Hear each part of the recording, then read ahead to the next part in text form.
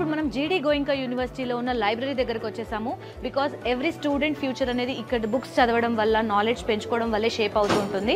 So ఒక్కసారి ఈ లైబ్రరీలోకి వచ్చేసి అసలు ఇక్కడ ఉన్న ఫెసిలిటీస్ ఏంటి, ఇక్కడ ఎలాంటి బుక్స్ దొరుకుతాయి అండ్ ఆన్లైన్ యాక్సెస్ ఎలా ఉంటుంది, ఇంకా దీనికి సంబంధించిన డీటెయిల్స్ అన్ని చూద్దాము. ఇక్కడ చూసుకుంటే ఫార్మసీకి సంబంధించి డిఫరెంట్ బ్లాక్లో ఉన్నాయి బుక్స్ అన్నీ కూడా యాజ్ యూజువల్ సాగ్రిగేట్ చేసి. అంటే సైన్స్ గ్రూప్ పిల్లలు ఫార్మసీ తీసుకున్న వాళ్ళకి ఏ టైంలో అయినా ఎనీ టైం బుక్ యాక్సెస్ ఉండేటట్టుగా and what are the subjects that relates to that particular field, దానికి సంబంధించిన బుక్స్ అన్నీ కూడా ఇట్లా సాగ్రిగేట్ చేసి ఉన్నాయి.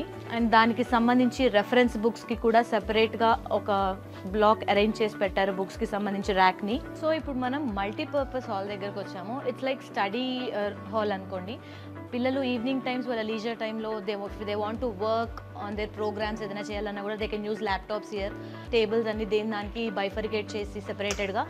సో పిల్లలందరూ కూడా వాళ్ళ లీజర్ టైంని కూడా ఎంతో వాల్యూగా యూజ్ చేసుకునేలాగా సెటప్ చేస్తున్నాయి మొత్తము. సో వాళ్ళు చదువుకోవచ్చు, ఏమైనా ప్రోగ్రామింగ్ చేసుకోవచ్చు, కోడింగ్స్ చేసుకోవచ్చు. ఏదో ఒక చూస్తుంటే అసలు ఒక ఆఫీస్ స్పేస్ లాగా ఉంది.